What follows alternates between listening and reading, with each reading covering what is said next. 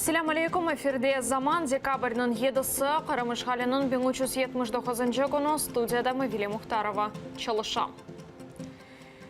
Қырымда Мемет Белялов, Сейран Салиев ve Тимур Ибрагимовның давасы бақыла, mahkeme salonuna Сейран Салиевның өмір арқадашы ve баллары кірсетілмеді. Ер кішілерінің жезасы белгіленecek, ФСБ Ахмежидінің Киев район mahkemesine müracaat etip, незарет altında қалма müddetlerinin uzatılmasını istedi. Ер кішілер октябрның 11-інде yakalandı. Тимур Ибрагимов, Мемет Белялов, Сервер Зекерияев, Сейран Салиев ve Эрнес Аметовның evlerine сабадан тінтуінен келген еділер. Олар Русияда сақланған Хизбут Тахрир тешкілатында iştirak etmesinde қабатлана. Русия қанунына көре олар 5 yıl апыз жазасына ала біле. Бүгінгі mahkemeden мен яқшылық аслы беклемейім. Да уч диндашларымыздың, кем бүгінгі балаларымыздың бағланған бір вазиетке mahkemesi бір күн кечті. Ve оларға 3 айға апсханеге отырғанны создылыр. Onun için мен білесем, бүгінгі нәтижесі öyle olacak. Zulüm yapkan hakimiyetten adaletlik beklemeyeyim.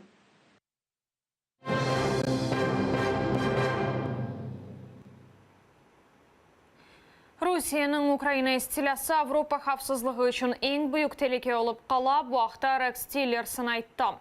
Amerika Birleşken Devletlerinin baş katibi Belçikada eş ziyaretinin bulunup bir sıra görüşüler ötkirdi. O NATO baş katibi Jens Stoltenberg'nin de görüştü. Bununla beraber NATO memleketlerinin dış işler nazirlerinin toplaşığında iştirak etti.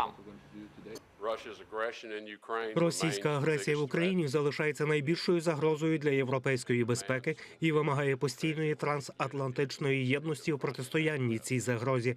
Наші союзники у НАТО підтримують суверенітет України та її територіальну цілісність. Ми не приймаємо зусилля Росії, яка намагається змінити міжнародно визнані кордони України, і не визнаємо незаконну окупацію Росією Криму. Meclis reisinin muavinleri İlmi Umerov ve Ahtem Çeygos Viyana'da görüşüler keçire, bunu Meclis reisi Rifat Çubarov bildirdi.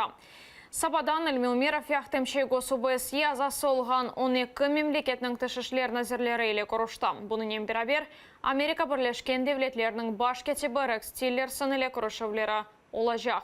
Müzakerelerde işgal altındaki yarımadanın vaziyeti, siyasi mabüslerinin azat edilmesi ve Rusiyaga karşı baskı kuvvetleştirilmesi laf edildi.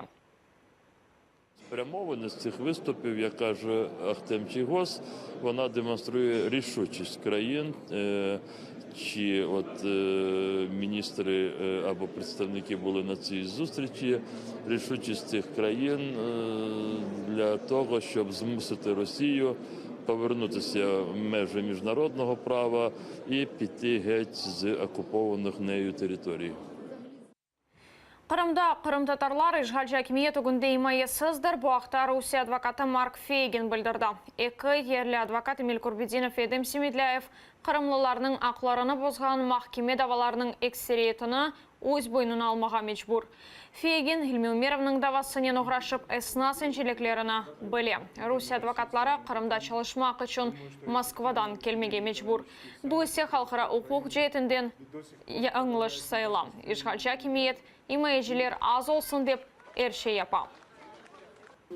При, так сказать, громко кого-то деле, да, там, как дело там, того же Ильми Умерова, это можно делать, так сказать, привлекая внимание общественности, поскольку у него бэкграунд другой, все-таки 25 лет был чиновник, депутат и так далее. А там люди попроще сейчас остались. И репрессии по отношению к ним, они имеют хорошую перспективу с точки зрения ФСБ. Kurultayının 100 yılı geçmişi bugünü ve geleceği Halkara İlmi Konferensiyası Kiev'de geçirildi. Tedbirni Qırım Tatar Milli Meclisi Qırım Studiyaları İlmi Merkezinin yardımı ile teşkil etti. Qırım tarixinin siyasi ve hukuki tarafları bakıla, merasimde dünyanın farklı köşelerinden kelgen Qırım Tatarları iştirak etti. Anda muhbirimiz Oksana Gutsıl çalışa, o tafsilatlıca tarif etmeye hazır.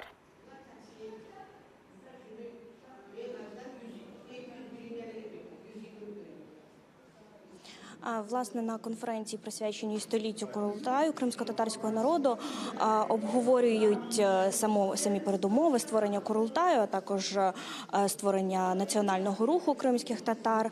Також тут багато говорять і про відносини українського та кримсько-татарського урядів в період становлення державностей цих обох народів. Також дуже багато говорять і про теперішні стосунки українців та кримських татар. Зокрема, що про це думає Недім Усеїнов, пропоную послухати далі. Українці в основній своїй масі відкрили кримських татар для себе 3-4 роки тому, коли сталася окупація, анексія. І це я не обвинувачу в цьому самих українців. Це помилки політиків.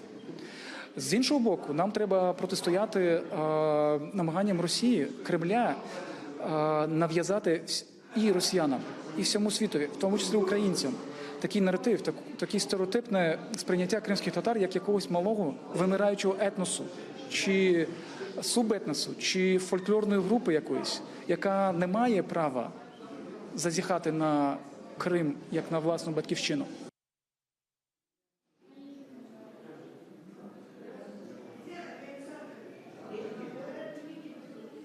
Також тут обговорюють важливість вивчення спільної української та кримсько-татарської історії, адже зазначаються, звісно, не виправить минулого, але дозволить будувати якісь ефективніші стосунки у майбутньому. Студія. Мухбирimiz Оксана Гуцул Курултайның 100 елына багышланган халыкара илми конференцияда булынып, оның хакында тариф етті.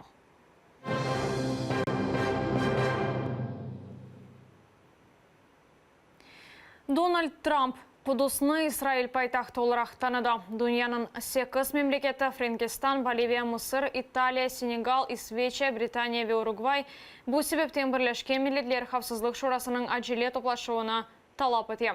Ең якын вақытта Америка Бірлескен Девлетлері елшіханесіні Тель-Авивден Кудусқа ұштырмаға істей.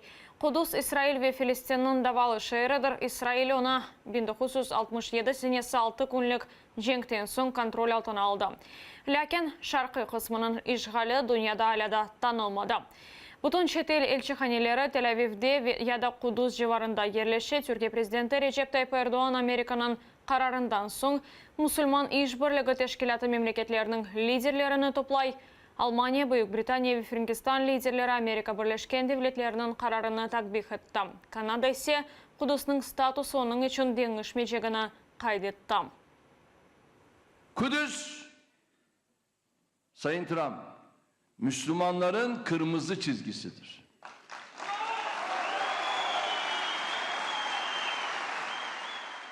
İsrail'e destek mahiyetinde böyle bir kararın alınması sadece uluslararası hukukun ihlali değil, aynı zamanda insanlık vicdanına da vurulmuş ağır bir darbedir. Kaldı ki bu bizim diplomatik ilişkilerimizi İsrail'le koparmaya kadar da gidebilir.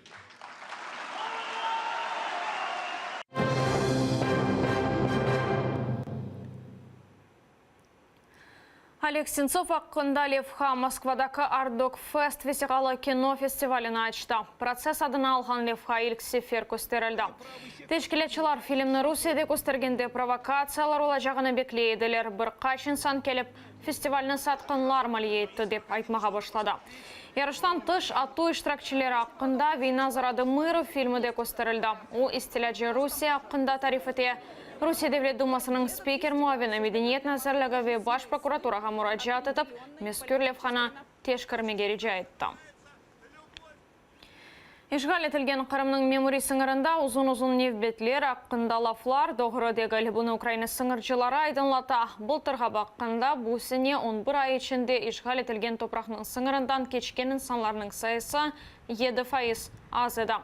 Машиналар ise 5 қат аз олды. Декабрдің 5-інде Чоңғар кечіш нұқтасында ярмадаға кірмеге істегенлерінің сайысы пек кісілді.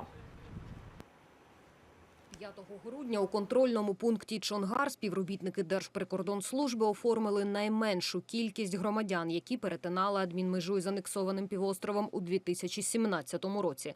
В обох напрямках прослідувало лише 1475 осіб. Куручылықда битмеді, ләкин талаплар інді чоқ. Русия нақлият назарлығы Кереш көпірінден ташымасы яссақ етілген шейлерінің жедвеліні тұзда. Ишғал етілген ярымада ве Русияны бағлайжақ көпірден селя, оның спорт чешетлері ве атта муляжыны ташымаға мүмкін дегілекен. Қырымда Русия спортшылары үшін альтернатив олимпиаданы кечірмеге теклиф етілі. Бойле фікірні экстремаль спорт чешетлерінің Ишғалжы Федерация елбасшысы Константин Видиш сеслендірді. Русия тақымы допинг қауғасындан соң Женеви Кореяда өткерлежек олимпиададан шыққарылды. Допинг құлланмаған ве Русия тимсаллеріні алмайжақ базы спортшыларға олимпиадада иштирак етмеге изін берілді. Было бы хорошее решение, чтобы в России проводились для наших спортсменов в таких ситуациях какие-то свои Олимпийские игры. Қырымда археологлар сейрек расткелген мезарны тапты. О милләттан әвел 3-ші асырға айт. Мезар Бақчысарайының шымал тарафында ел құручылығы вақтында тапылды. Андака шиялар, арбиялетлер ве акимиет тимсаллері ола біле. Он был небольшой изначально, его высота была где-то не больше метра, а диаметром 46 метров он был. Мы предполагали, что там будут захоронения определенной эпохи, но мы думали, что это будет ранний Железный век. Оказалось, что этот курган принадлежит к населению, которое жило здесь в 3-м тысячелетии до нашей эры. Шымдылық бұл соңғы хаберіміздір саат 15-те яңа хаберлеріні украинче сейретмеңіз мүмкін, аты әрден айрылмаңыз.